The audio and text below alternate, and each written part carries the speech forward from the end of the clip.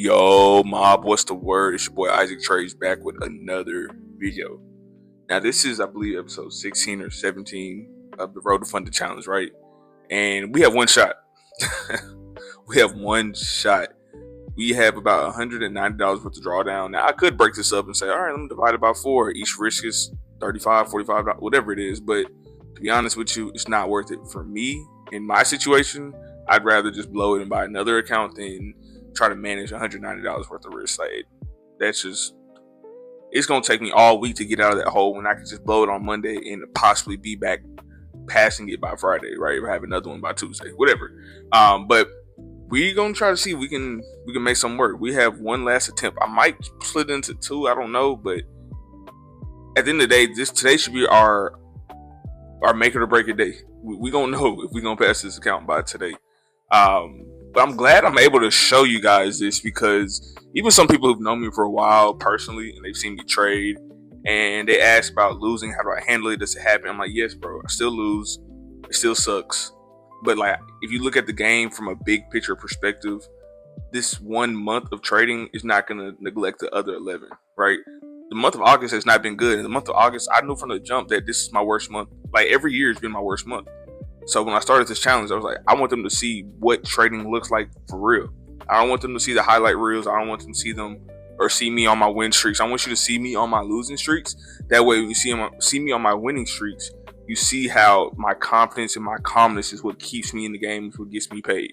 But anyways, don't want to hold y'all too long. Again, if you're a new trader, I say this every time, go ahead and click that link in the description. It's the free beginners program, and in that program, it will teach you everything you need to know from trading if you don't know anything.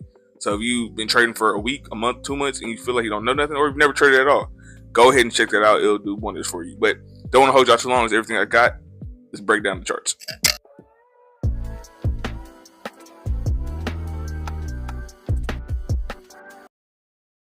All right, let's get into it. Let's break it down. So, same as always, we were looking at our cycle levels and our market structure. So, first thing we notice, right, it's just a rangy day.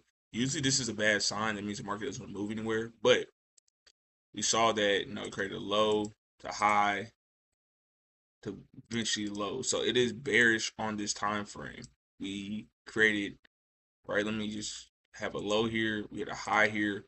Everything in between is minor structure, so this is noise. We're only really necessarily worried about either breaking our low or either breaking, let me move this out the way, or either breaking our high.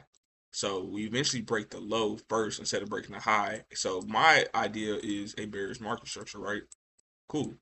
So when I'm looking at that, I'm looking at cycle high, which is this huge candle right here. We had a cycle low, which is this huge candle right here. Now, if you watch all of my videos from the past, you'll see that in this scenario, the only trade I can take is either the break up above or the break up below. Now, why do I say that? The reason I say that is because in the middle, when you're bouncing between two areas, you really can't tell which one is stronger, which one is moving, because let's say you um, came up and broke above this area right here, and he came back down right here. It's like, how do you know which direction to go when both cycles are overlapping? Now, if it was something like this, you have space in between to kind of tell which one happened first. But like this, they're overlapping. It's kind of hard to make a decision in this way. But if you are going to make a decision in this way, my recommendation is to always go with structure. So since the structure, we have verified that we are on the short term, at least, not big picture, bearish, then it makes sense for us to possibly enter off of something like this if we don't want to wait for this. This is a higher risk though, right? But before we get into that and make decisions on that, we're gonna go to the higher time frames to see how that one looks. So let me just delete all this. When I go to the higher time frame, this is also bearish, right? Market structure is doing one of these, right? We're also bearish on there, right? So we're bearish on both time frames. For me, I was okay with taking a trade like this, right? If we break below our cycle level, we'll do that. And again, all the marbles for this one, because listen, I'm not gonna lie, I'm not gonna sit here and try to manage $190. I'm past that point with trading to where I don't want to do that, right? So we're gonna see what happens, right? Candle plays out, boom, we get a breakout. So on this, I actually enter this. I enter this trade right here, expecting it to short and go back down. Right, my stop loss was about right here, and I fully expected this to happen right here. Right, this is what I wanted from this trade. This is all the chicken I wanted. This is all chicken I needed. Right, so what happens? The market comes back in. Boom, gives me that good entry. Like no drawdown in that entry. And then eventually, boom, I get stopped out. Account blown. So, surprise, surprise, the account is blown on the Road to Funded Challenge. And of course, that's not what I want to happen, but I want you guys to see this. I don't want to hide the fact that I blew an account because I want you to know, even after 6 years in, you'll still blow accounts sometimes, right? And blowing it in August, it'd been different. If I blew this in December, I'd be looking at myself funny. But blowing this in August, it happens. It's cool. It's my worst month.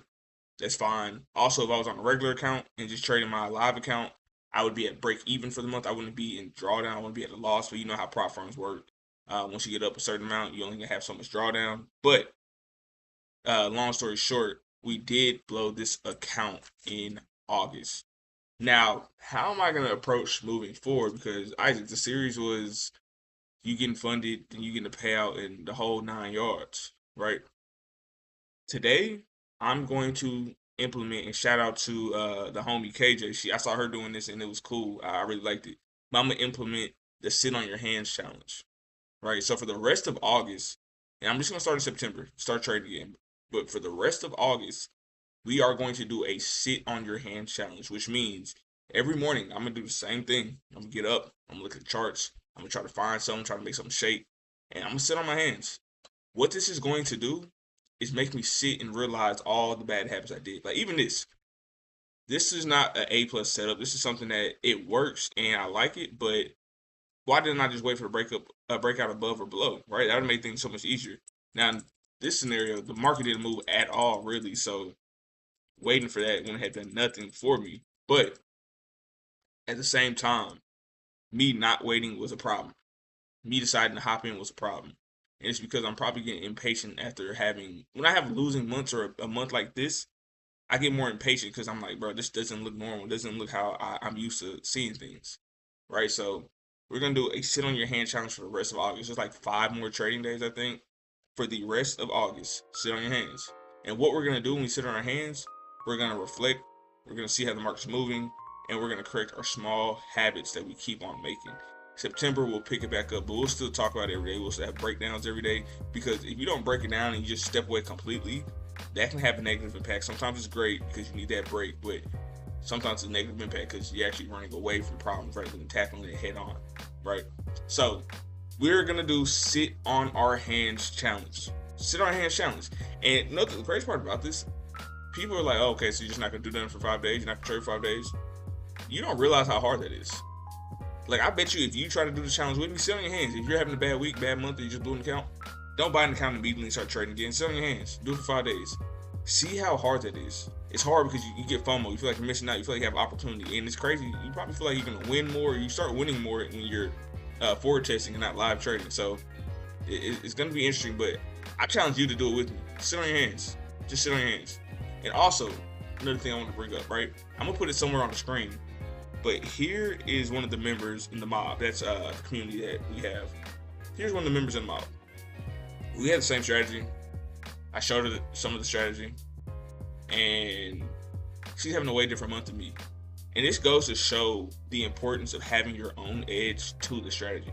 I'm going to teach you the strategy. I'm going to teach you the basics of look for this. Something along this lines will help you a lot. It is on you to add your twist to it. She's having a great month. I'm having a bad month. If she were just to do it exactly how I do it, her month would look just like mine. But instead, I'm like, I don't tell people to do exactly what I do. I tell people to do what I do and make their own version of it. So she does the same thing. The MobbbCycle, she uses them as well.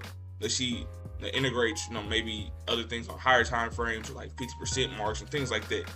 That is the power of putting your own twist to a strategy. Even if it's not my strategy, if you're learning from ICT, you're learning from, there's a whole bunch of strategies, right? A whole bunch of creatives. no matter whose strategy you're learning, make sure you do the due diligence to backtest, journal, and put your own twist to it. If you don't have your own twist to the strategy, it'll never make sense to you because you didn't build it for you. It was built for somebody else and you're trying to copy their homework.